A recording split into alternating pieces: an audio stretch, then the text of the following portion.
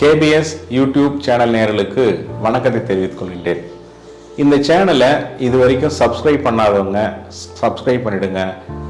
ஒரு இளைஞன் தெரு தெருவா எதையோ தேடி அலைந்து கொண்டிருக்கிறான். அவன் ஒரு தெரு வழியாக போகும் பொழுது திடீரென ஒரு மளிகை கடையை பார்த்து நின்று விட்டான். அந்த மளிகை கடையினுடைய வாசலிலே ₹1 நாணயத்தை செலுத்தி இணைப்பை ஏற்படுத்தி பேசக்கூடிய ஒரு தொலைபேசி வாசலில் தொங்கிக் கொண்டிருக்கிறது. அதை பார்த்ததும் அவனுக்கு மகிழ்ச்சி.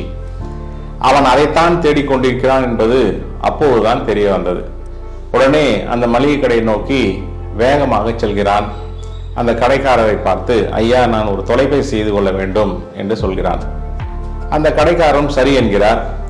பையில் இருந்த ₹1 நாணயத்தை எடுத்து அந்த தொலைபேசியிலே செலுத்தி இணைப்பை ஏற்படுத்துகிறான். இணைப்பை ஏற்படுத்தும் பொழுது முதலில் இணைப்பு கிடைக்கவில்லை. அந்த ₹1 நாணயம் வெளியே வந்து விடுகிறது.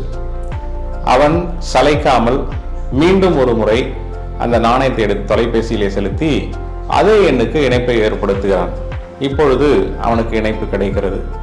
ஐயா, நான் வேலை தேடிக்கொண்டிருக்கின்ற ஒரு இளைஞன், எனக்கு வேலை வேண்டும். உங்கள் வீட்டில் வேலை இருப்பதாக சொன்னார்கள். ஏதேனும் வேலை இருந்தால் சொல்லுங்கள், நான் வேலை செய்வதற்காக காத்திருக்கிறேன் என்று அந்த முதியவரிடம் அந்த இளைஞன் கேட்கிறான். உடனே எதிர்ப்புறம் இருந்து பேசிய அந்த முதியவர், தம்பி, எங்கள் வீட்டில் வேலை எதுவும் இல்லை, நீ வேறு எங்கேயாவது வேலை பார்த்துக்கொள் என்கிறார். உடனே அந்த இளைஞன் விடாமல், ஐயா, உங்கள் வீட்டில் தோட்ட வேலை வேறு ஏதேனும் சிறு சிறு வேலைகள் இருந்தால் கூட எனக்கு தாருங்கள், நான் குறைந்த சம்பளத்தில் செய்வதற்கு காத்திருக்கிறேன் என்று அந்த இளைஞன் அந்த முதியவரிடம் சொல்கிறான். உடனே அதற்கு அந்த முதியவர், தம்பி, என்னிடம் ஏற்கனவே ஒரு இளைஞன் வேலை செய்து கொண்டிருக்கிறான். அவன் அற்புதமான ஒரு வேலையாள். நான் சொல்லக்கூடிய வேலைகளை மிகச் சிறப்பாக அழகாக செய்து கொண்டு வரக்கூடிய அவனை நான் இழக்க தயாராக இல்லை, நீ இணைப்பை துண்டித்து விடு என்று கடிந்து சொல்கிறார் அந்த முதியவர். உடனே இந்த இளைஞன் விடாமல், ஐயா, எனக்கு ஒரே ஒரு வாய்ப்பு தாருங்கள், அவனுக்கு கொடுக்கக்கூடிய சம்பளத்திலே பாதி சம்பளம் கொடுத்தால் போதும், நான் வேலை செய்வதற்கு தயாராக இருக்கிறேன் என்று மீண்டும் ஒரு முறை வற்புறுத்துவது போல கெஞ்சுகிறான். அவருக்கு எரிச்சல் வந்து விடுகிறது. இணைப்பை துண்டித்து விடுகிறார். அந்த இளைஞன் அந்த கடையிலிருந்து புறப்படுவதற்கு தயாராகிறான். இதையெல்லாம் நீண்ட நேரமாக கவனித்துக் கொண்டிருந்த அந்த மளிகை கடைக்காரர் அந்த இளைஞனை பார்த்து, தம்பி, இங்கே வா என்று அழைக்கிறார். என்ன என்கிறான். நீ வேலை தேடுகிறாயா என்று கேட்கிறார். இல்லை என்கிறான். பிறகு யாருமோ தொலைபேசி செய்து வேலை கேட்டாய் என்கும் பொழுது அதற்கு அந்த இளைஞன், இல்லை இல்லை, நான் ஒரு இடத்தில் வேலை செய்து கொண்டுதான் இருக்கிறேன் என்று அந்த இளைஞன் பதில் சொல்றான்.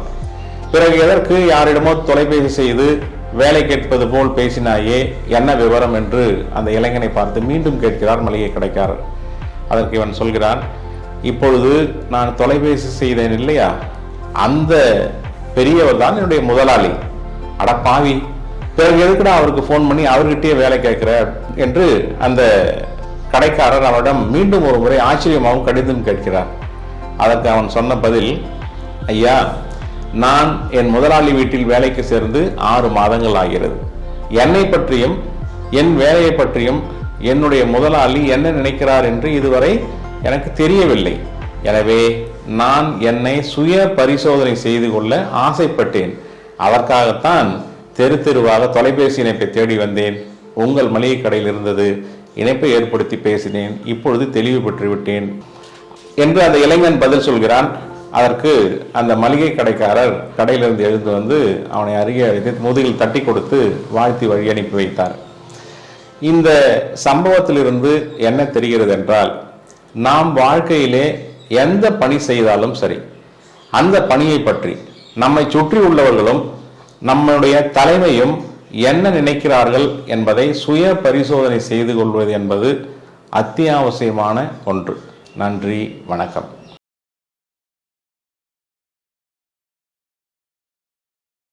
இந்த வீடியோ பிடிச்சிருந்தா லைக் பண்ணுங்க, ஷேர் பண்ணுங்க, கமெண்ட் பண்ணுங்க, மறக்காம சப்ஸ்கிரைப் பண்ணுங்க மற்றும் பெல் ஐகானை கிளிக் பண்ணுங்க.